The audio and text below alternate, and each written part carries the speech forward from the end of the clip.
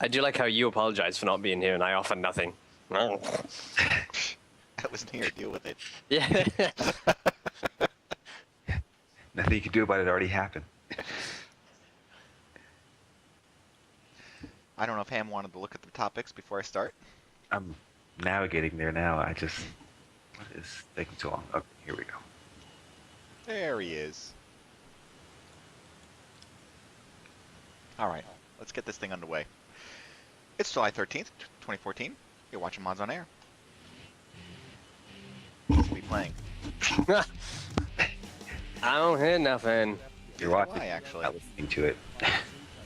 I'll listen to it in my head. Now, you know what? I'm not going to let this happen. I'm not going to let it go. This doesn't work. It's like my audio streams are askew. Miss. Didn't I hear something before? I heard the previous show. Why can't I hear this now? What did I do wrong? Alright, number one. Let's do this. Can I hear it now? No. Do you hear it? Yeah. You hear it, but I don't. That's very... It's very quiet though. Yeah, very. Like I'm listening to a wall or something. Through his headphones, possibly. Mention you just There it is. This is exactly how this show should be watched. Through a wall. The same way that you watch your neighbors. Yeah. Through this little crack in the wall. Okay. It's July 13th, 2014, and now you're watching Mods on Air.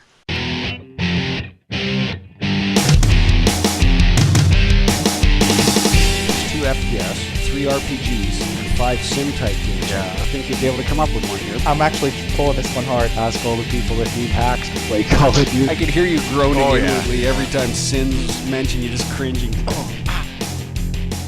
Hi everybody, welcome to episode 434 of Mods on Air, bringing you the weekend gaming news as modders, developers, and gamers. So we are enthusiasts in the world of gaming, either playing, making, or poking fun at.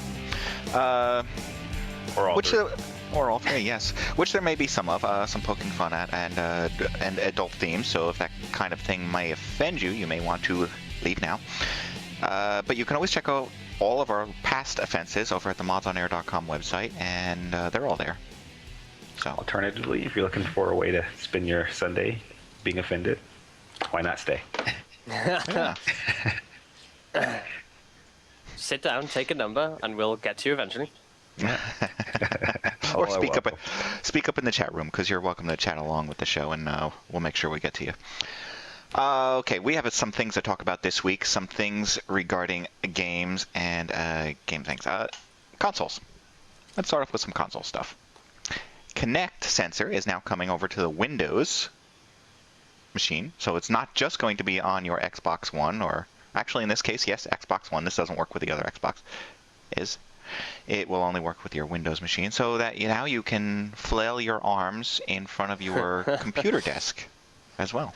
Yay! This is a big step for flailing. I don't know anyone that uses this for anything other than utility type Yeah, projects. like motion capture and whatnot. I have used Nobody- Kinect for motion capture. It works. It works great. Yeah, but take that aside, nobody uses this for anything. A lot of game developers don't. There's, like Foyle said, there's a lot of places where it's used for utility purposes. Yeah, but then put that aside and say, okay, well, who uses it in the public, like, domain? Nobody. Nobody. Home automation. I know that a Home couple people are trying to do that only because the Kinect has built-in microphone and voice-to-text type translations.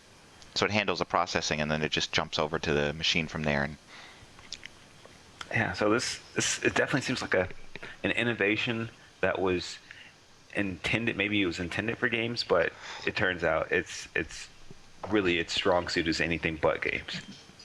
can I use a Kinect for Skype? Yeah, you can on Xbox One. I know you can. Right. Can you use it on the PC for Skype? Like Why would webcam? you? Because it has a camera built into it. I'm just, trying to figure out what other use could it potentially have. It might show up as a webcam if you plug it in. Maybe. Maybe. That's still the question. Who knows? Yeah. And if you can, what kind of quality will you get out of the camera?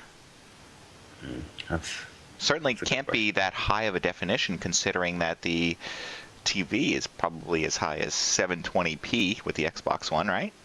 Which is considered HD, but not really. I think you'll find right? this one is full 1080. No, I don't know. I think the new Xbox is actually 1080, finally. Well, they may have changed some stuff around just because I know the Connect sensor for Windows, the first iteration, they altered a few things to make it more suited to desktop use.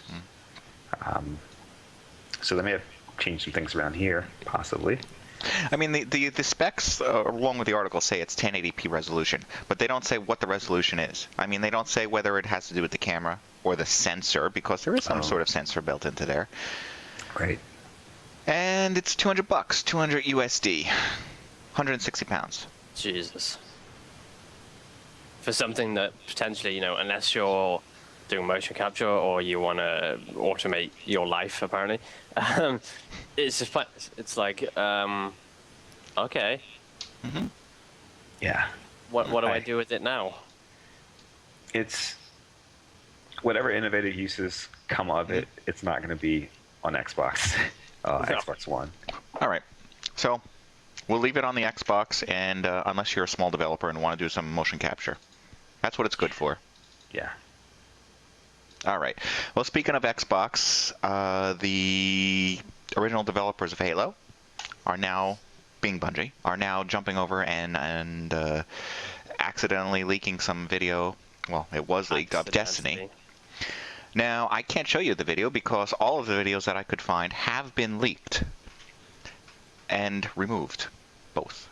Leaked and removed, yes. Oh. But what I can show you... Yeah, I almost left it hanging there as far as what it is. What I can show you is somebody did some GIFs of it. And so here's a... Let's see, let's center that up on the screen. There's a GIF of some gameplay, which... Halo? Let's look at another one. Perhaps another one's different looking. Nope, Halo? Well, I guess that's what you were to expect, Halo? Yeah, like I wouldn't have expected anything different. I mean, I would have. I would have. Really? Yes, you know what? You're a developer. You have freedom to do whatever you want now. You can start all over. But dude, that's the thing. Do they have freedom? Why not? They got kicked out of Microsoft's Yeah, but den. who's publishing for them now? I don't know, actually. Let's see. Activision. Yeah, Sony. they don't have freedom. Activision, Sony, and that's about it. Yeah, I don't know. It looks, yeah. Halo. It looks like to me it looks like a cross between Rage and Borderlands. It's not coming to PC, so I'm not going to play it, really. No. Unless somebody gifts it to me. Then maybe I'll throw it in. And it just looks more of stuff we've already played. Yeah. It's another first-person shooter where you just run around. But you can do quests, and yeah, I played this when I played Borderlands. If I can play it split screen on the console, then I might be more interested in it. I like doing that kind of thing. Chances are you won't be able to, but You could with Halo, so maybe. Yeah, but Microsoft wants you to buy one Xbox per person in your house. pretty much. I have a Pets PS4. included. I have a PS4. They allow that they don't whip you as much with their terms of service. They're awful. Okay. All right. Microsoft is also offering a $75 credit if you trade in... Actually, I don't know what you have to trade in to get that. Do you have to trade in your PlayStation or just your last Xbox? Let's see. And, by the way, this is only to loyal customers, so I don't know if this is available to everyone. Oh, okay. It's not everyone is eligible. Microsoft is only targeting a subset of owners across the U.S. You get a $75 promotional code with the purchase of any Xbox One or Xbox One bundle from Microsoft Store or your local retailer. But it says, yeah, thanks for being an Xbox fan. I guess they're like, if you have an account for a certain number of time, or... I guess I'm not going to qualify. Yeah, I don't think I would either. Especially with all the things they've recorded us saying. We know you're listening. Oh, it's only a subset of 360 owners, and it doesn't really say what's being used. That to me kind of just sounds like, let's put that out there so that people will go buy more Xboxes on the off chance they'll get a promotional code. And they're still expensive. It's still not a cheap venture. Even if you go with the cheapest one, which is now what, $300, so you knock 75, and now it's $225. That's still pretty expensive. But if you're getting an Xbox One, don't settle for that piece of junk without the Kinect. You're just limiting yourselves incredibly, and then you end up with a more expensive Xbox One. But you have to have the Kinect, so... So... It's so messy. If somebody offers me a question, which console do you want out of the PS4 and the Xbox One? All right, I'll throw on the Wii if you want the Wii U. None is my answer right now. Yeah, I have no... I mean, if I gun to my head, which I don't quite know how this situation would happen, maybe a Sony... We'll figure it out. Somebody will figure it out now listening. I would probably go with the PlayStation. But why? I have purely one. Based on the fact that it's not Microsoft. I don't know. There's something. That's the only reason. There's something a little more compelling about the Xbox One in that it works with other things. So even if they have garbage games out there that you don't want to play, it's still going to do something else that might be okay. But you're basing that on your potential ideas for game development. Yes, so I am. There's a difference there. See, I wouldn't really... I mean, I could, but I mean, my use for it would be to play games, and the general public would be to play games, which I'd still have to go with the PlayStation, literally just because it's not Microsoft. That is the only reason. Nothing to do with games play, nothing to do with the controller. I have an Xbox One pad, not Xbox One, a 360 pad right here that I play on my PC, so there's nothing to do with the controller, just because it's not Microsoft. I actually prefer the PS4 controller more because the Xbox One was just so fat and didn't fit in my hands well. Plus, I don't know if I want a potential fire hazard in my... It has a vent on the top.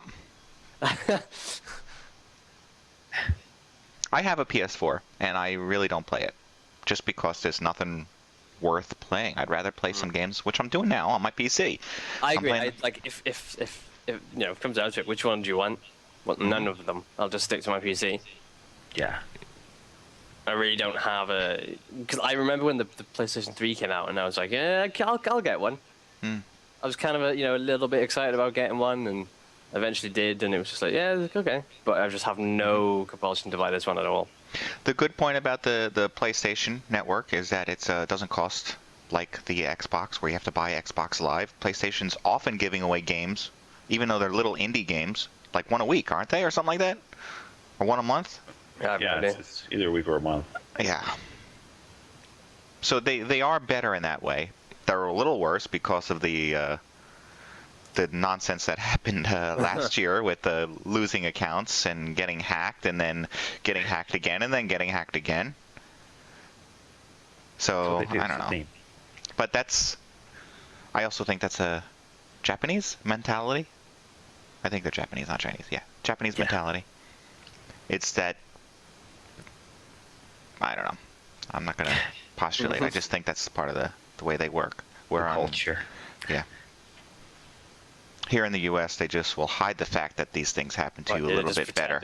Happened, yeah. And then deny it, and at the last moment say, yeah, everything was okay, but it doesn't matter because here's a whole new system. 5 years later. America. We never denied it. We just said we didn't care. Didn't mention it. We just didn't think it was worth mentioning. Well, yeah. There you go. That's more of the U.S. Yeah. All right. Well, there is some news out there regarding the PlayStation 4. They're saying that really, actually, it's talking about the future of the PlayStation 4, which goes back to what they've always wanted to do. And I don't know if it sounds like an old story, really. What they want to do is they want to go on a future of streaming. They say there's a big future in streaming, and that system that they purchased, a Geikai, they say they plan on integrating that more and more over time. That could be good. I do think that there's a future in it. I just don't think the future is now. Obviously, it's later. Like with that, you have to invest in network infrastructure. It doesn't matter how much money you spend on the gaming service part of it, and what kind of games can we get, and put all these things into how good it's going to be, and then your network infrastructure in the area sucks. So. Which will play a big part in it, because the streaming service will be good for a smaller portion of the world, because only a smaller portion has good internet, right? Am I wrong? It's the main. It seems to be like it was the same with what was that other one? OnLive. OnLive.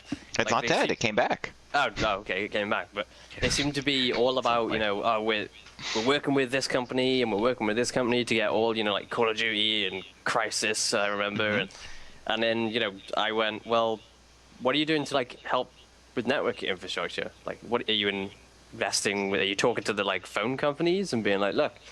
And he's like, no. Okay. Well, when I lived in the UK, I had 8 meg internet. That was the fastest we could get. He woke up after a dream and said, if you build it, they will. Yeah, they will come and then complain that they can't download anything. Oh wait, I'm 150 miles from the data center and my internet sucks. They just seem to be assuming that everybody has 150 meg internet. What? Somebody's got 20 meg download? No, that's not possible. This is 2014. I mean, there's a good portion of the US that's still on dial-up, are they not? I don't know anymore. There's a portion. Yes. Not sure how big it is. But there's still a portion. Yeah, I mean, it's just until you invest in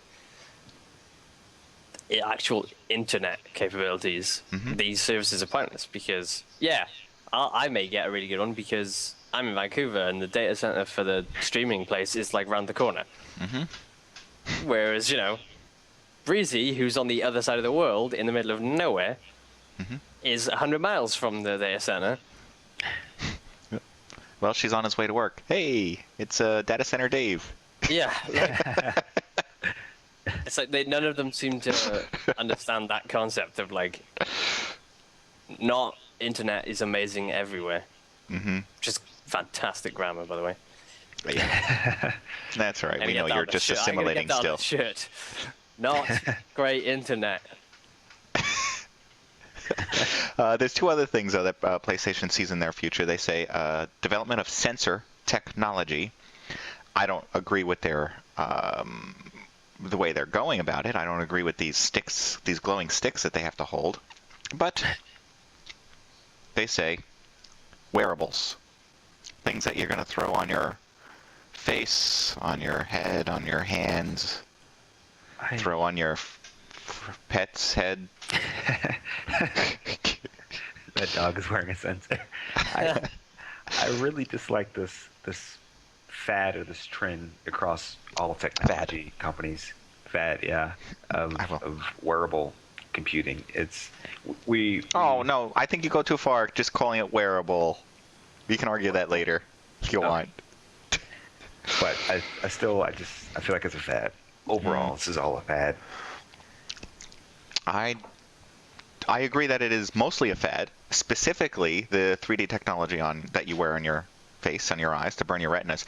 I think it's no different than what happened with 3D and 3D TV and 3D movies. Oh, it's the biggest thing. I don't like them, and I don't go 3D. If a movie's playing in 3D and one in not 3D, I'll go to the one that's not in 3D. Yeah. Same here. Same. It's not that I can't see 3D. It's just I'd rather not sit there for 2 hours with glasses on. yeah.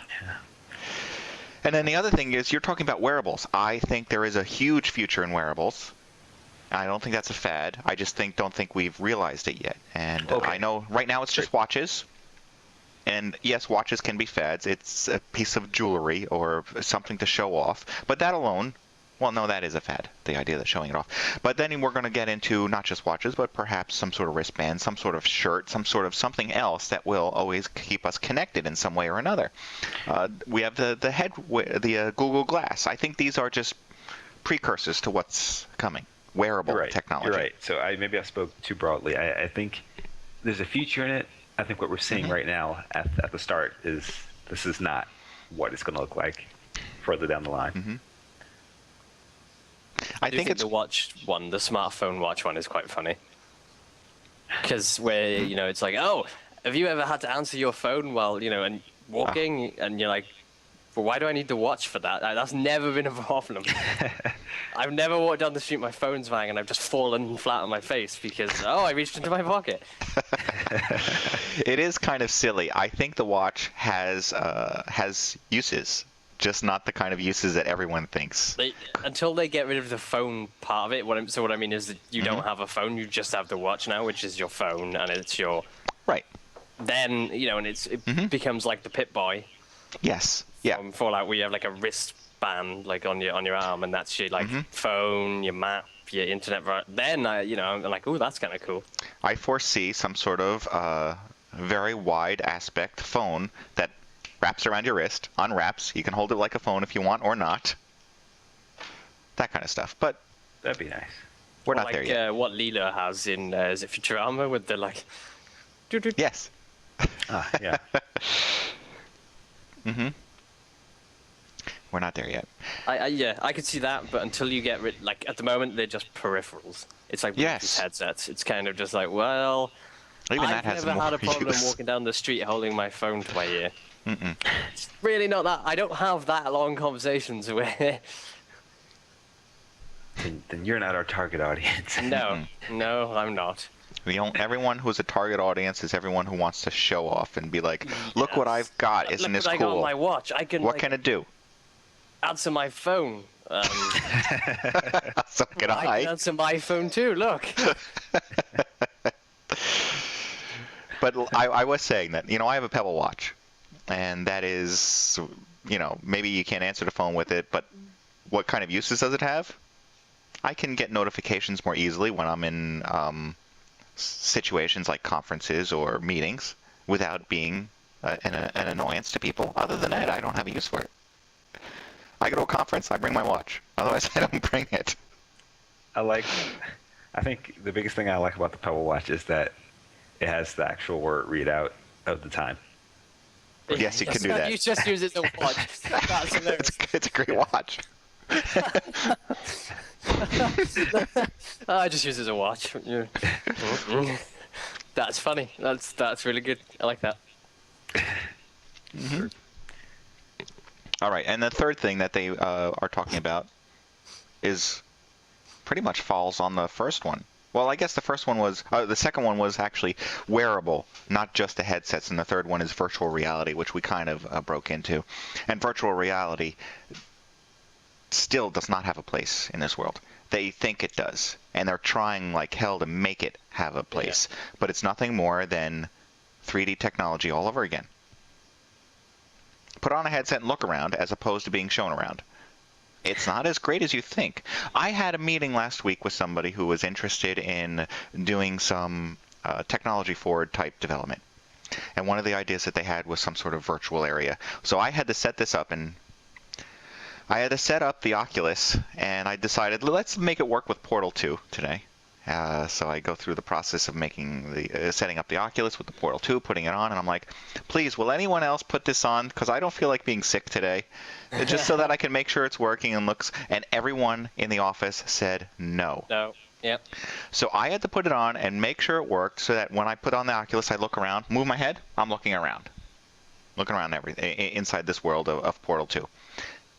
And I had it on 5-10 minutes, and for the next 6 hours, I was ill. Yep. I We've discussed that, but until they get the holodeck kind of virtual reality, where you don't need to wear anything, you just walk into a room, and you press a button, and it just becomes another, it's just kind of like, right, so I have to have this giant headset on my head, which weighs more than I do. It can potentially happen. Holodeck can potentially happen with the technology that we have available. Just, it's not consumer ready.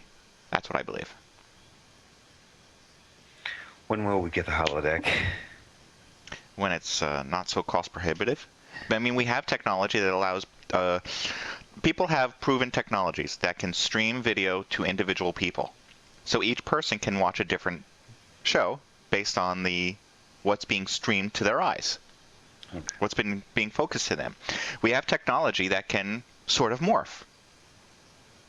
So if you think there's an object in front of you and your eyes are telling you it's a table, and the object has been morphed into a cube, but it looks like a table, you will bang into it. You will put your hand on it. It'll feel like a table. Doesn't matter what it's textured with. It could be textured with nothing. It's your eyes are fooling you and saying, this is what it's textured with. That is a holodeck. We have directional audio. Everyone can hear whatever they need to hear, wherever they are. Well, we have socks and slippery floors, so we can all walk in place.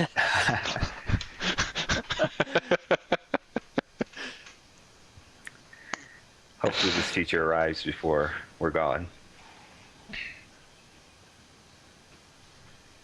Hopefully. No idea. All right. Moving on to Samsung. Samsung, because we're talking about virtual headgear, Samsung has their virtual headgear that they're showing off now. And why this is different than all of the others is that this is the first one to really be proven to work from a phone separately. Why? Does that mean it's going to be good? No. Is it better or anything? I don't know. We do know that it's got software from Oculus in it. Yep. So even Oculus can't sell these things, so they're giving out their software. Yes. They got to make money somehow. Their partner. Oculus is quickly becoming a huge company. They're acquiring lots of people. Well, yeah, because everybody's pouring money into it, and yet nobody can find an actual use for it. Follow the money, Ham. Follow the money. It was. I think we got a hint when we first went to see it, and they sent the guy that created it Sandwiches. out to get sandwiches. Oh my goodness. And he's like leaving, and I'm just sort of like, I want to talk to him. Yeah. Where's he going? I don't want to talk to like the 6 PR guys you've got. Oh, it was a little heartbreaking for him. Yeah. Well, and it's not. It's just a clear indication of the corporate machine has already taken over this, and it's going to be advertising, and now Facebook's involved. It's like this was clearly from the beginning. The moment they sent that guy out for sandwiches, it's like, they're gonna market the shit out of this. But yet nobody seems to have found a use for it. It's like, they are asking developers, help us figure out what to do with this. And then still, nobody's just like, well, actually, I got like a title to finish in about a week, so. Oh, does that use like headsets? No. We actually want people to, buy it. So, yeah. We should still consider the old feed bag Kickstarter. Yeah. If somebody could get Rock Simulator going. With the Oculus. Remember, rocks can't turn or move. So you put the Oculus on, but you'll never move. You'll just sit there looking in the same direction. You'll see the grass swiggle maybe a little, and somebody might kick you. Oh, the grass physics are amazing. Depending on the size of yourself, is maybe a little animal will come by and chew on you and spit you out. Nope, not food. See the feedback prototype up there. And the rest of the game will be upside down. It's like 19 hours of just being upside down. Oh no, I'm in an avalanche. Landslide. My rock just went into an ice age. All I can see is ice. But I'm carving out some nice canyons with some friends. Yeah. Just another 300 million years to go. Wow. Now this game suddenly has potential, which I don't think they thought of. I might pre-order it. No. Speaking of pre-orders. Speaking of pre-orders, GameStop is making some interesting suggestions to game developers. Some game developers are sucking it up. They want to offer special incentives within games. So get a game and not just get a statue like you may have seen in the past, or get a game and get yourself a Battlefield 2 headset. Oh, wait, sorry, we're out of those headsets, even though you pre-ordered it and we gave them all away to the other people that came into the store to pick it up, but ordered it after you, but bastards. I'm especially selling it to you while wearing one of said headsets. Yeah. Oh, my goodness, was I pissed off at that. That's the last time I ever bought something from GameStop, too. Battlefield 2. Never again. So now what they want you to do is not only get these kind of pieces, but also perhaps get in-game items. And I don't just mean like a cool glowy sword or a fancy gun, but maps, characters, maps. You can actually get like whole maps. Think of this. You're playing Battlefield or Call of Duty with your friends, and your friend happened to buy it at GameStop, and suddenly they jump into the next level. You don't have it because you didn't buy your game at GameStop. Oh, you mean I can get Wake Island early? Oh my god! Not just get it early, but be the only one that gets it. Yeah. No, That's not gonna happen. How is this different to what already happens? I don't understand why this is like news. Well, the reason why they're suggesting that there could be an upset is because they're saying that some people will get maps because they bought it at GameStop and everyone else will not. But this already happens. People get DLC because certain DLC and story DLC I've seen where, oh, you bought a GameStop, so you get this chunk of story. Maybe because it's the first time that people are realizing that this is in a multiplayer setting and everyone who owns Call of Duty won't be able to play with their friends. But didn't they already do this? I don't know. Like, I don't think they did this with levels. I don't remember this. I swear they did. I just don't understand why this is like a big... This already happens. Whether it's as specific as this, it's not big. But it's like... This has been happening for a long time. Every time you get pre-order and you get the beta, what they're doing is selling you a demo. Yeah. Mm-hmm. Like as a smart gamer or whatever you want to call it, you should already know this is happening. Like this shouldn't be a surprise to you. What is actually happening is going to be up to the developers, because what's going to happen is developers are going to go over to GameStop and say, "Hey, GameStop, how much will you pay us for something special?" And the GameStop will say, "Well, we'll give you 2 bits," and they'll be like, "Okay, we'll go come up with something, and you can, you'll be the only people that can." Yeah. So it's up to the developers. Don't get mad at GameStop. But it's just this already happens. This is not new. No, it's not really that new. Like you think of like the games where you bought it at GameStop. I'm pretty sure one of the Assassin's Creeds recently did this, where you bought a GameStop, you get like. I can't remember what it was, like it's a special weapon or something? Yeah, and like some character packs or something. I threw a picture of it. You got different ones. I just threw up a picture of it. Should be showing up any moment now. And you'll be seeing what I think is from Assassin's Creed. It looks kind of like it. That's, what is that? Something Sunset Overdrive that isn't out yet. Because they took a shot. They're taking a shot at Assassin's Creed. I can't remember what they said. Oh, it's to do with the thing where somebody asked in the new Assassin's Creed that's coming out, Unity, somebody made a kind of comment about how come there are no female assassins in this game, and somebody said basically along the lines of it would have taken too much effort. And so the guys at Sunset Overdrive went, look, we got this character as well, and it was like a female assassin. They were taking which we never actually talked about. It's pretty ridiculous that Ubisoft doesn't have time to create female characters. Hey, at least be real about it. Just say that's not the vision we have for the game. Yeah. Right. Yeah. Literally, that is genuine. I mean, not in so many words, but they were like, we didn't have time, and it would have meant we'd have to get in extra voice actors. We didn't think it was important enough. Yeah, that's basically what they said. They don't consider women to be important enough. That's how the media would have turned it, and that's not what they would be meaning. No, I mean, that's probably not exactly what the guy meant or what he said. Mm-hmm. But still, I mean, it's still pretty like, wow. Well, maybe Ubisoft Quebec can do something about it because they're the ones who are developing the next Assassin's Creed. Wait, as in beyond Unity? Yep. Oh my goodness, it just never ends, does it? No, it doesn't. I remember when this game was supposed to be a trilogy and then it was going to be done. I don't remember that anymore. Oh, I do. When the first one came out, it was like, okay, yeah, we're doing a trilogy, and they went into how they're like gonna do it, and they're not gonna do any more. That's gonna be a yeah. And now what's this one, like 17? There's no numbers for me to go by. No, it's I don't know. there's like 5. That's This what one they will get be you. 5. They remove the numbers. To fool you, so you don't know. Yeah. I don't know.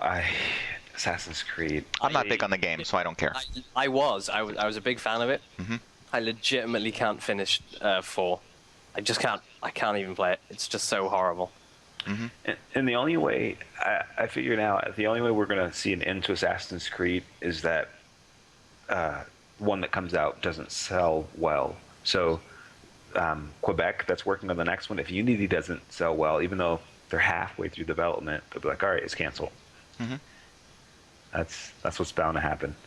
Yeah, unfortunately, this is Ubisoft's Call of Duty. They're just gonna keep it rolling. And they got comic books, and they've got novels, and they've got figurines. I used to feel the same way about BioShock, and I sort of fell back into it.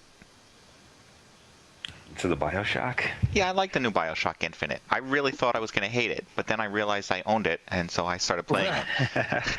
And I kind of like it. I feel like I'm halfway through at least. That's how I feel. I don't know if I am. It was fun to play. I'm not going to say that I didn't enjoy playing it, because it was kind of refreshing to have a bit of it. It's almost like an old school shooter. Yeah. Okay. Yes, it is. You're right. Yeah, like there's no kind of like ridiculous. There's no jam on the screen. There's nothing in it that's just gimmicky for the sake of being gimmicky. Like there's nothing that I thought somebody thought this up and let's put it in the 20-second section of the game and never use it again. Call of Duty. But the one problem I had is the level design on that. Like, you may not have noticed, but there's a lot of like models sticking out of walls, and No, I didn't notice that. now I did not. I've ruined the game for you, because now you're not going to be able to stop noticing. Well, if you just stuck to the railroad, then you wouldn't have seen all that, Welshy. Oh no, this was on the railroad. Oh. Well, Oh, I so guess I'm getting into my usual type of play where I'm getting used to what's going on, and so I'm trying to go out of the ordinary. So now I'll just run around and start killing people as I'm going through the game, just to realize, hey, I can just kill people and see what happens. All right. Jumping over. If you're interested in getting on some of these consoles, or perhaps getting GameStop to support you, hey, who knows? Maybe that's something that I haven't heard of anybody doing. An indie studio going to GameStop and doing and pushing something that way. Well, that's because they don't have big bags of money. GameStop does. I guess you need money to get money. Yeah. Well, Unity, you can get going with Unity. Unity is a game development engine that allow you to publish to various platforms. The original platforms was PC, Android, iOS, and web, being right in the browser. But now you can also grab it for Xbox, PlayStation, and Wii U, all of which I've actually done a little bit on. Right now we're pushing stuff over to Wii U, and it's working out okay. But I know that Ham has some other opinions on this because, well, in some cases, what you have to do, let's say you want to make a game for Wii U. You have to go over to Nintendo, fill out an application to become a registered developer, and hopefully get accepted. Not everyone is going to get accepted. If you do get accepted, you are offered the opportunity to purchase the development kit for the Wii U, and that runs about $3,000. And with that, you'll get a copy of Unity that'll allow you to develop games using Unity and publish it from the PC onto the Wii U and go from there. If you want to do Xbox One, there is some talk about what Microsoft wants to do with that Xbox One, and the reason why this is more beneficial. So talking about making any Xbox One able to be turned into a developer box. So you don't have to purchase a developer box. But I will also point out that Xbox One, in some cases, will ship you a free developer box for 60 days or something like that, where you can go ahead and develop on, and you can get the license for Unity and go from there. Ham, what is your thoughts on this? I know that you have something in mind as far as costs. Yeah, there's this press release has a lot of use of the word free, and it sounds fine, but there are some hidden costs associated with things. You do need development kits for these consoles. You do need to have, like you said, you basically got to have someone sort of approve that you can go ahead and develop games, and then they give you Unity for free. I think it's nice that Unity is partnered with these major console developers to give you a tool set for free to use, and hopefully it ends up creating a nice chain of indie titles that are worth playing. But it all still comes down to the different companies really being the gatekeeper, saying you can develop, you cannot, and I'm not really digging that so much. Microsoft will be hard on you if you're trying to publish to all platforms because they want to be exclusive. Yeah. Nintendo's going to be hard on you because they're what nationality are they? Nintendo. Japanese. They're Japanese. That's why they're going to be hard on you, just because they can be. PlayStation, I don't really know. Yeah, they don't seem to be as, I don't know, just as demanding. And obviously, you're not going to have any problem getting on Steam. Right. Yeah. with all the crap that's greenlit. Mobile, no problems there, as long as it's not offensive. You can get on iOS, and Google doesn't give a damn, really. Web, that's all up to you. PC, that's all up to you. Well, sort of up to you, depending on whether or not you're going to go with Steam. Yeah. I still think the best bet at this point is either mobile or PC release. You don't have to deal with so much crap. And from there, I think the great thing is if you're a big success, other companies will, or other corporations will approach you. Yeah. Because they want that. If you're a big success, and it takes a lot to be that kind of success. It does. But at least when they approach you, you can start to sort of negotiate on your terms versus theirs. It's also nice to have a platform that can handle all of these, meaning that there's not as much work. There is still work, but not as much work to convert it to the different platforms. I can't just press a button and it goes to the different platforms. I have to, in many cases, assign things differently. Remember, there's the Wii Pad, I think it's called, which is a whole separate screen than the TV screen. So now you have to have two cameras in your scene and control them separately. There is and then there's other kinds of ways to interact with the game and different shaders and textures that work and don't work with the different platforms. So there will be some work, but it's nice to know that you can publish. Now, this is not the only not the only engine that allows you to do that. You can do that with Unreal. So if you're interested in going with Unreal, go that way too. Just know that you have these options that you can work with. I just don't know. Unity is just writing this media press release saying that you can do it, and we want you to know you can make your own games. And that's why I'm bringing it up. I keep getting pulled back to Unity. Like, it keeps coming up with new things, and like, oh, that's kind of cool. My big kind of turn off, I think I've said this before, but was the netcode, that there basically wasn't any. It still isn't there. Yeah, it's still not that great, but from what I gather, it's being worked on, right? You say it's still not. It's not there yet. What you want doesn't exist yet. No. I mean, I'm thinking on the lines of I don't want to have to sit there Build and it. spend 8 months of development developing that code. Well, maybe it would be in the end, but I know that you could throw something together in a week or two. And the problem with it is right now you have to throw it together all by yourself. You have to do the code that talks back and forth, carries the different variables that you want to carry. You want to know if somebody's arm's been rotated, you've got to carry that rotation for that arm. And then you have to translate it when it gets to the other end. It's not as hard as that, but that kind of translation does have to happen. And you have to have a server that handles the talk between the two computers. So either you have to have a medium interim server that sits somewhere on the web that says, okay, here's all my gameplay going into this one server, and then it comes out the other end, and then the other person gets to play it. Or you have to find a way to get that person's device or computer to handle it all for you, and they become the host of the game. Which doesn't work on mobile, by the way. You can't, well, it does work if you have a super, super fast and powerful mobile device, which nobody really has. Doesn't exist. So you have to start from the ground up when it comes to that. But they say that they plan on integrating that kind of stuff for you. We don't know what kind of way it's going to go. I expect it to go the way of MMO, multiplayer, online. Yeah. Massively multiplayer online, the kind that you would expect out of a RPG type style game. And if you're trying to make a FPS, it might not translate quite the same way, or it might be there might be a lot of overhead.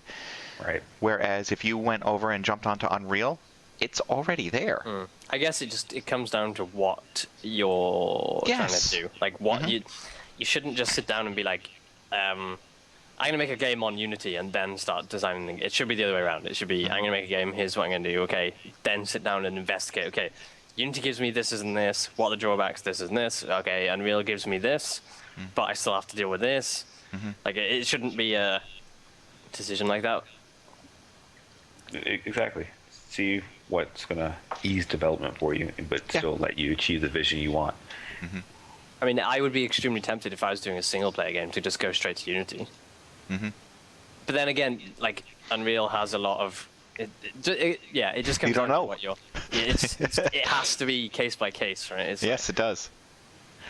And they're not exactly the same engine. And I wish I knew Unreal better than I know it. So I sometimes feel myself getting stuck with Unity because I don't have the time to further explore Unreal. But I have the same thing with JavaScript versus jQuery. I know JavaScript quite well. You know, I spent a lot of years working with it. I don't know jQuery, so I'll do things in JavaScript because I know it. So I could do, I can throw something out in 10, 15 minutes.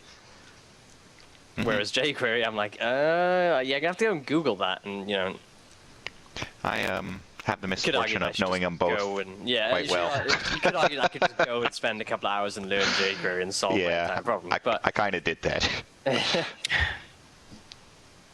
And all that does is learning all these languages, because I know quite a few programming languages now, is that when you're working on one, you end up realizing that you're typing the wrong language. I used to do it from .NET and JavaScript, so I'd start typing like .NET stuff into like, oh wait, why doesn't? Oh wait, because I'm using the. But really, it's a good problem to have. Yeah. Okay. Just speaking on that, at work now, I've got to use, of all god-awful things, I've got to use VB script. I love VB script. Work. Does it? That has no use anywhere else, does it? You can use it for like, I've used it for logon scripts for networks. All right. Oh, God, it's awful. But even then, I ended up just doing batch script anyway, because it's like way simpler. Wow. That's unfortunate that a batch script is simpler and works the same. Yeah, well, it depends what you're doing. Yeah, okay. If you want to... This is going like way off topic. If you want to detect an event inside of Windows, so when somebody opens a certain program, or they type, then you have to do VB script. Because it's running in the background kind of deal. Yeah, because you need to be constantly scanning for that event. Whereas with batch script, it's a lot easier if you just want something to happen when they log in every time. Yeah. You make that their launch. But then you kind of get lost in the whole like group policy versus bats, and it just gets like you just lose your mind. You're like, yeah, we could do it like this. There's 15 different ways we can do this. Which one do you think? I don't know. Oh, speaking of lots of ways to do it wrong. I'm not going to say that this is right or wrong. This is actually kind of right. One of the things that you're going to have a problem with is figuring out your own means of preventing piracy. Maybe you won't want to prevent it at all, but most likely you are going to, because as much as people think it's okay to pirate games, in the end, it often does hurt the developer, because you're taking something that's theirs and not doing anything to pay them back for the work that they put into it. So here we have a somebody who pirated a game. What was the game called? Skullgirls. And he's playing this game and suddenly gets this weird message. The message pops up and says, "What is the square root of a fish? Now I'm sad." Press OK to continue. And he's like, "What is this?" So he throws it out on Twitter. He says, "Skullgirls, so I got this message, blah, blah, blah. What does it mean?" And the developer pops on and says, "Oh, it means you probably should buy the game instead of pirate it." And he's with a smiley face. And he says, "I'm sorry, I kind of did a try before you buy thing. I already bought it on PS3 and I'm planning to buy it for Steam soon." Yeah, sure. Right. That doesn't give you the right. If you've already bought it once, there's nothing to try. Yeah. You've already tried it. Buy it or don't buy it. Skullgirls, he says, "I was about to buy it this morning, but GameStop doesn't sell it directly online, and I don't want to leave my house." Okay. And then he writes, "I just accidentally told Lab Zero that I pirated their game, and what's important here is that with this article, anyways, Skullgirls writes back and says, 'It's all good, man.' Well, I mean, it isn't really, but I get it. Just try to do the right thing eventually." In other words, they don't rip him a new one. They just say, "You know what, please." I mean, realistically, what can they do? Right. And a lot of developers don't understand that. Some developers get so personally offended that they turn this into a whole big deal, and they make themselves look bad as a result. You just gotta realize people are gonna pirate it. What are you gonna do? Maybe you'll find out sometimes who pirates it. You can't go over there and stab him in the eye, so deal with it. Might as well let it roll off. And I do like the kind of response to it, where they're just like, whatever. Like it's. And then a big thing to prevent piracy. Release a demo. Yeah, I because can't tell then you. You eliminate that whole try before you buy excuse that people throw out. Like, this guy here, who just goes, "I'll try it before I buy it," and then just plays the whole thing through, completes it, and then doesn't ever buy it. I ran into that situation this week where I was like, somebody sent out a press release, and usually I just glance through it and I see it's, oh crap, I'm going to delete it. I saw one that was like, well, maybe this is not horrible. It was called, maybe you saw the press release in your email, Welshy, Quest for Infamy is the name of this role-playing game. Yeah. And it's supposed to be a throwback with a lot of humor to kinds of questing-type games. So I was like, I don't know. Might be okay. Indie developer. I go searching around, and I hit up on their website, and it says, "Click here for demo." I was like, all right, demo. Then I'm going to try it. And so I go through the work of trying it, and it turns out that the link to the demo doesn't exist. That the game was just released and they forgot to throw that up there. And on the right side of the page, as opposed to the top side of the page, is a second forum link. That I click the link and it's broken. It doesn't work because they forgot the .com in their domain name. No. So I'm like, oh boy. All right. So I signed up on their forums. I said, "Could you please tell me how to download the demo?" Because the link, it talks about a link for a demo, but I can't find it. And also to note that the forum link on the side of the page is broken because he forgot the .com. I went to the developer. I told him something was wrong. Within the hour, both items were fixed, and I got to try the download. There you go.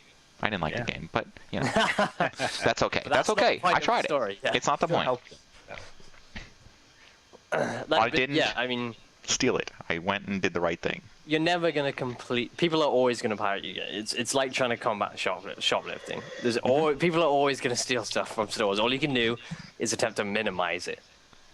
You know, and putting out a demo, I think, is one of the big things that will literally help that. There have been so many games that I've been on the fence about, or just would have passed over completely had there not been a demo. Yes. Mass Effect, for me, was a big one. Mass Effect 2, I wasn't sure about it, didn't really know a lot about the game. Played the demo, absolutely loved it. Went immediately and bought both games and played them both all the way through. And they actually did a cool thing where you got to the end of the demo and it said, if you buy the game, you can continue from this point. Nice. So Yes, that's important. Because they give you the demo. The demo was like to open in like 10 minutes of the game or whatever. Far Cry did that. Yeah, I go and buy the game, and I've already got a save created because I played the demo. So now I can continue right where I left off, which is really cool. I'd like to see. I really like that. I think it was the second Far Cry that oh no, not Far Cry. It was the other one on the island. Crisis, whatever. Yeah. Did that. They had like 20 minutes or something. Yeah, it was like 20 minutes. I swear it was more than that, like 40 minutes to an hour. I bought the game, and I jumped into the game, and I have to do it all over again, exactly as I just did it. And you know what? I didn't play the game because I didn't want to play it all over again. I also didn't buy another one in the future. And here's another thing. If you think that it can be easy to throw some sort of idea into the game, like, well, why didn't they just do this? Just tell them. They should have just go ahead, throw it in. It should be pretty easy. If you can't do it, it's not easy. Can you throw that into the game? No? Then shut up. By the way, I get that question a lot from people. Well, just do this. It's easy, right? Can you do it? Because I bring that up because this whole Skullgirls thing is they're like, can any plans to do like one player versus CPU or CPU versus CPU into the game? I'd really like that, and I'm assuming it would be cheap, if not free, just to throw it in there. And he's like, nothing is ever cheap or free because it still has to be implemented, UI updated, strings localized, QA tested, etc. I do like that he not only has the balls to accidentally tell them that he's like pirated it, then be like, yeah, thanks for being so cool. By the way, can you add some stuff that I'll get because I pirated the game? Yeah. You have to admire his confidence on that one. And you also have to sign a kind of question. What was the developer thinking when they put in that crazy pop-up for only pirated versions? What does that pop-up do? What exactly that? Well, it's a pop-up that shows up if you pirated the game. Do they expect everyone who pirates the game to ask what this means? I mean, it's just there. It's out of the blue, and it's like, whatever. I imagine somebody just wrote that in the code and just people. You know, I've done this where you put like little subtle jokes to yourself in the comments and. Yes, I've done that. Yeah. Yeah. Not in a few years, because I'm not 14. But no, I do that. I did that like yesterday. So. Yeah, there you go.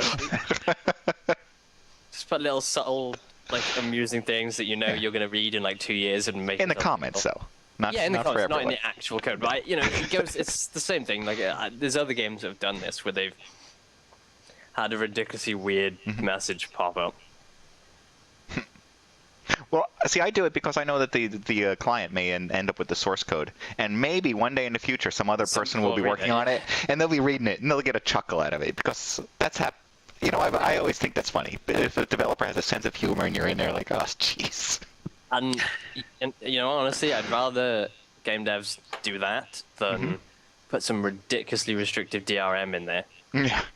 Or put something in there that says, if you pirated the game, you can't get past a certain point in the game, and then it breaks, and nobody can get past that certain point in the game, even when they paid for it legitimately.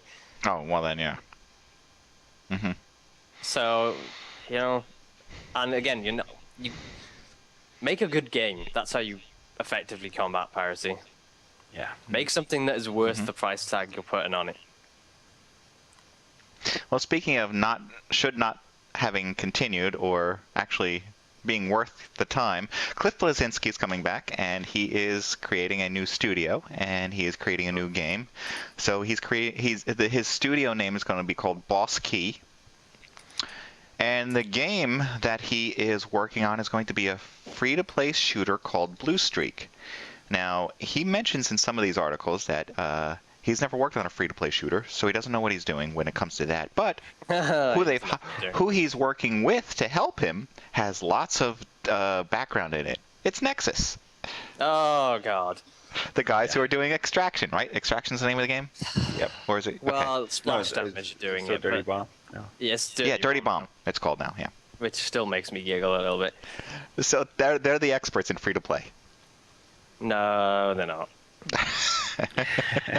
See, we met these people and talked to them, and we know what, and we've done some more research. And We talked to Splash Damage, and those guys, like, Really? we should make the difference that those guys were cool.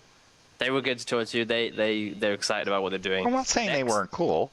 Nexon is the people that are actually putting the game Nexon, out. Nexus, like Nexon. they're the publishers of it or whatever. And they're the ones that did the Die on Your Head game. Yes. And, like they're not. That's I suppose the important distinction there. They're not the developers. These are just the digital publishers. And they are horrible. Yeah, they certainly affect what the end user is going to experience. Mm-hmm. And usually in very negative ways. Yep, like you're in Europe, so you can't play our game. Mm-hmm. Well, doesn't that double fold when you hear of things like Zynga might be the publisher? Oh, well, yeah. Not saying they are, but they could eventually be because he's meeting with all kinds of publishers. And due to his name alone, Cliff Bleszinski, all this will work out. And yet he's made what? Gears of War. Well, yeah, but he's also known for working with Epic on all kinds of titles. Like Gears of War.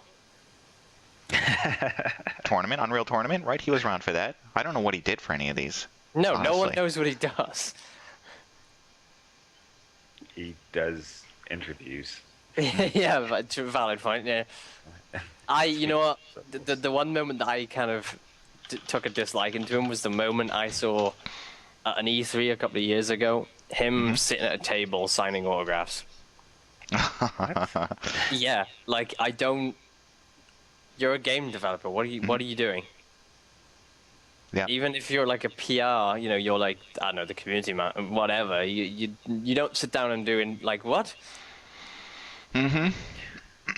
You Yeah, should be out there, like, that says a lot. Stuff, Yeah, yeah. promoting the game, talking to anybody that will even listen, even if it's for like 10 seconds. Your job is to convince them to buy your game. And when he left the industry to retire, it was because he needed a break. He needed a vacation. From signing autographs. Yeah. Okay. Firefall's coming out this month. How long has it been? I thought that was already out, to be honest with you. Yeah, well, no, the beta's been out. Public beta's been out for months and months and months. But it's a free-to-play game, so it's kind of like with public beta. It's out. Already for all played it, purposes. yeah. Yeah, but they're bringing some changes with the official release, which is still not out. I think it's July 29th is when it officially Right, releases. this month. Yeah, and they're gonna quadruple the amount of explorable terrain. I think Firefall is the one that has an interesting type of drop mechanic where you have to craft everything. In other words, you go out there and kill something, you don't pick up a sword, you pick up items that you can use to craft. Right. And I'm going to bring that up because of something else, which I was going to say for the end of the show, but maybe I won't. Extra credits. I've talked about this YouTube channel in the past. Yeah, Here good it is. stuff.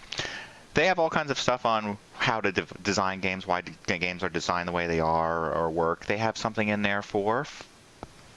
You know what? Don't just guess at what it's called. It has something to do with the game mechanics. Do you want more don't from your stop game? playing. Quiet. Monetization. I can't even see them all, can I?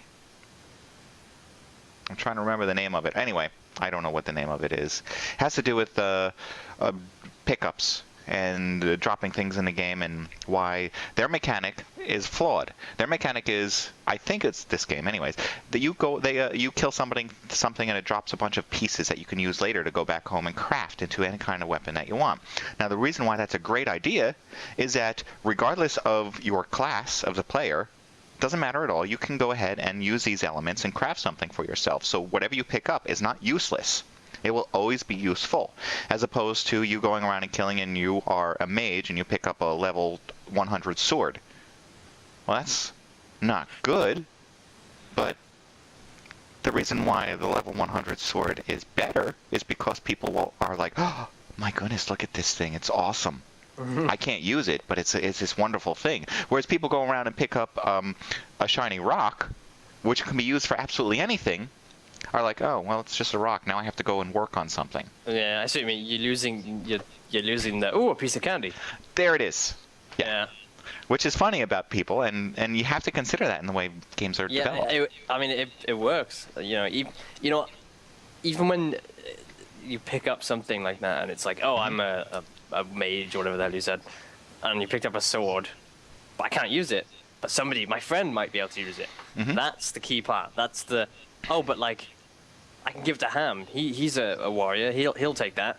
And you keep playing, and then you find something that you can use, and you're like, oh, I need to be like 2 levels higher before I can use it. Oh, well, I'll just keep playing. I'll level up, and then I'll go to bed. It's like 3 in the morning, and you're still playing.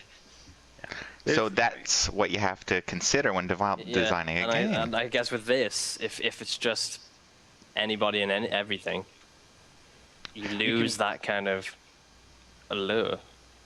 Yeah, I mean, there's stuff with, I shouldn't say always, but there's stuff with certain games too where you pick up that sword you can't use. There's a button that says salvage or some sort of item that lets you salvage something that's components that you might be able to use later on.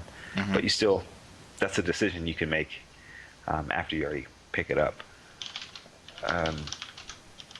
As it's just a quick armchair response to something like that, I could, something like what Firefall does where you pick up pieces, I can easily see some sort of solution where you have a list of things that you can create, and as you pick up items, it automatically sort of it's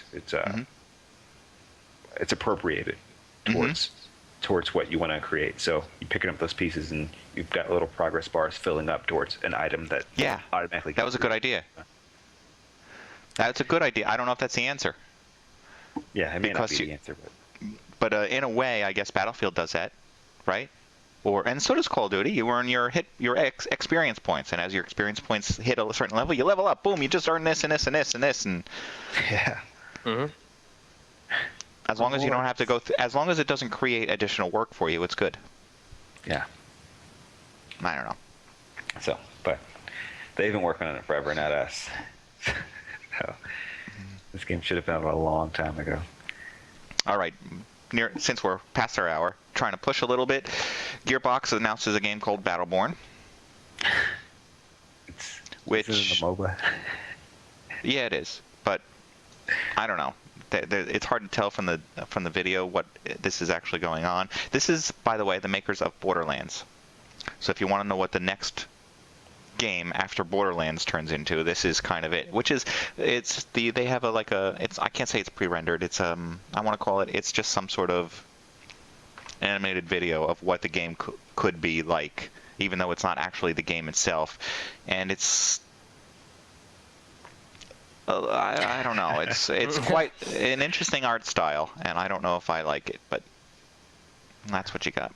I skimmed through an article, and I probably didn't do it justice, but I looked at some of the comments, and the comments refer to it as being a first-person shooter, although you don't see any of that.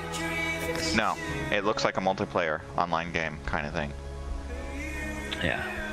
Because you're running through the forest, trying not to get hit, and then finally you team up with somebody, and you're both shooting at all these creatures that are coming at you in hordes and waves. By the way, she has a bow and arrow. Well, a bow that never runs out of arrows. You don't even have to load; just pull back and it's loaded. That's the future of bows, by the way. Yeah. Okay.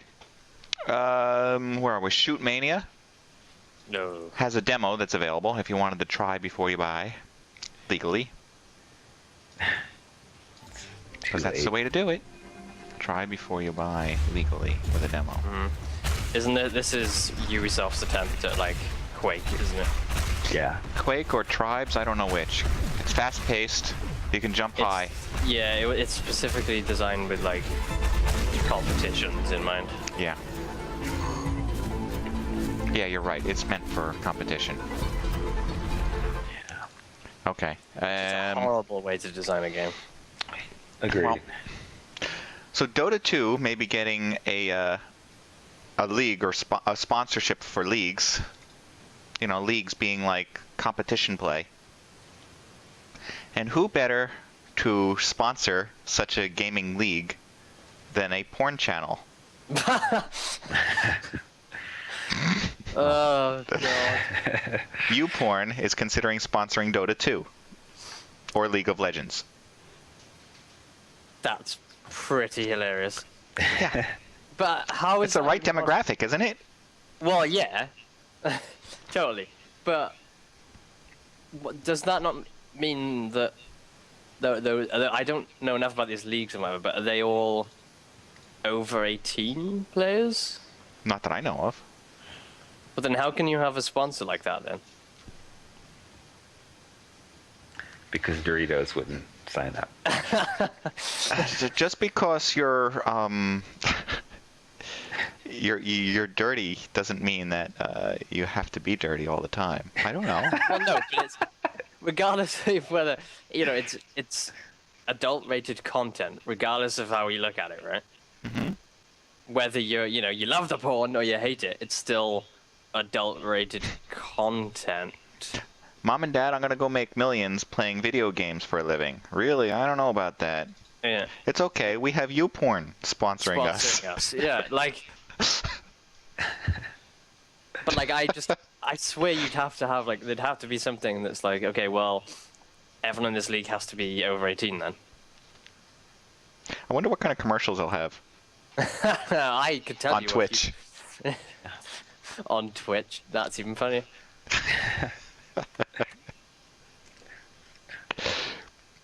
All right. What else? Homestar Runner might be making. I don't even know what to say about that. Yeah. They're saying Homestar Runner might be making a return. They're thinking of bringing that cartoon back to life, which was You never liked it, huh? I kind of liked it. I don't even know what that is. Strong bat. Okay, yeah. At least I think that's right. Yeah, no, that's it right. is. That is right. Okay. Stupid. Go get the stupid phone. Hello. Here's another one. A classic shooter finally hits Steam 5 years later. And basically what this is a mod. Somebody went and developed a mod called Neo Tokyo. And they are bringing it back. Because it had gone, and now they're going to bring it back. They might even release it as its own standalone. What? Half-Life 2 mod, is it not? It's Half-Life 1 or 2. Yeah, it's one of the Half-Lives. Yeah. And it's kind of neat. It looks like it's going to be, I don't know, capture the flag type style, Tokyo type environments. And instead of a flag, you have to, according to the video, it looks like you have to run in and steal the iRobot body and run out with it. What was his name? Sonny? Sonny, yeah. Is it the right movie? iRobot? Yeah, Or was that a different? I Okay. remember. Yeah, with Will Smith, yeah. Yes.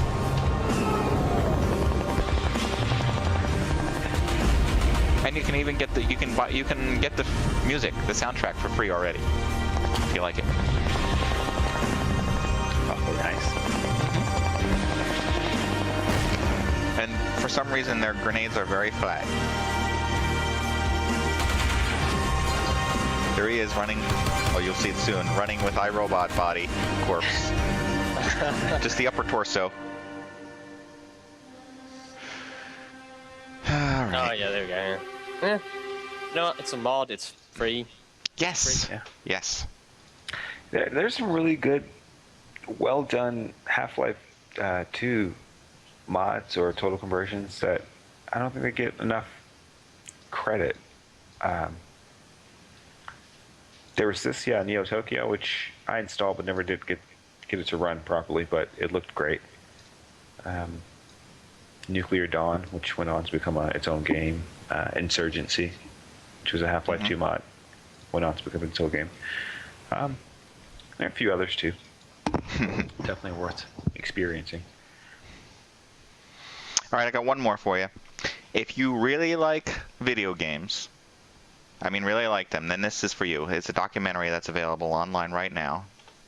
I forget how long it is. Is it like a 27 minutes or something like that? Let's see. I actually know, don't I? It says it is 52 minutes. It's called Genre-Defining Games Forgotten by History. In other words, this video documentary will teach you something about the history of video games, where they actually originated, going back to 1971 with the first video game, going into, I think it was 79 with the first multiplayer, online multiplayer, and how Commander Keen really wasn't the very first one, but it was the first one to be known. And it goes on to all kinds of video game types and their history. So it's kind of interesting. I watched a little bit of it. This is important. Your history is important. Yes. All right. And that's what I got for you. That's it. End of the line. Unless you guys have something else you want to bring up, I'm sure. Speaking of end of the line, Killing Floor's summer. Oh, DLC, yeah. Or Oh. summer Called update. End of the Line. Yeah, called End of the Line. For some reason, regrettably, I haven't gotten a chance to play the new map. One I of the new haven't maps. played it. But it might even tie into Killing Floor 2. So that's kind of exciting. And you know what? Honestly, if you haven't bought Killing Floor yet, seriously, Yeah. Yeah. go buy it right now. It's on sale. It's on Oh, it's sale. on. Grab like 5 or 6 of your friends, assuming you have more than one, and go and play. It's a lot of fun. It's not big budget game. Like it's not Call of Duty where you have to spend $60 on it and you play it through and think, wow. It's 6-player multiplayer, co-op multiplayer, in fact. Mm-hmm. And Something- support Tripwire. They're cool guys. They do are. a lot of work. Yeah. Even though they made a, what's that little box called with the Android in it? Ouya version. Yeah, true. But Also, some people are getting invites to the betas or alphas that they signed up for the game called Fortnite, which is Epic's TF2 ripoff. TF2, Minecraft, Gears of War Mhm. mix. all the buzzwords. Yeah. Survival, zombies, Zombies. Shooter. buzz. Okay, anything else, guys? Open world. Open Open world. Crafting. Free to play, except for $60. But you once you paid that, it's free for you to play. It's both freemium and premium. The best of both. That's And snowmobiles, of course. Dogs. Dogs. What would this game actually be? I don't know. a mess. I don't know. All right, anything else, guys? That's it. No. No, that's it. All right, then I'm going to thank our host for taking the time out to chat. Thank you, Welshy, for joining us today. No problem. Ham, thank you for joining us today. Thanks for having me. Yeah, and next week is the 20th of July. So, yeah, we should be here. We should be here with some more stuff to talk about, more topics in the news, and more offense to be taken. But in the meantime, if you have a problem with it, mailbag, MODSonair. See you next week. And will not listen to you. Thanks for watching this week, and come back next week when we will broadcast another live show. Details for this and all past episodes can be found at MODSonair.com. We welcome your feedback via email at mailbag@modsonair.com. And please consider subscribing to modsonline.com to support our show. The opinions expressed by individuals on this program are not necessarily the opinions of our sponsors, owners, or partners. I really don't have anything planned for the ending here. But it is quite possible that this video that I have for one of our topics could be humorous. So I'm going to play it and see what happens. And it's an IR tactical. Remember your sponsors. So you can feel it when you get shot. Think of it as a dog collar, but for your gut. Sounds like That just made the trip worth it. it's actually about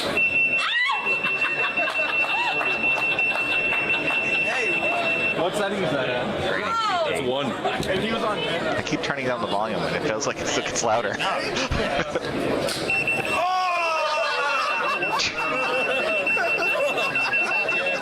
Not yet. Do you want to do a little intro even?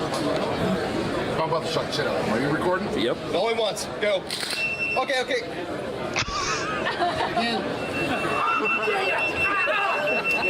He's shooting! Dang! Are you kidding me?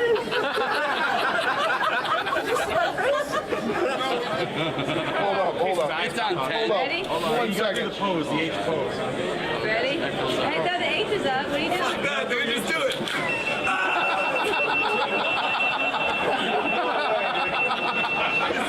I'm curious if he sparks if he stands in water when he gets shot.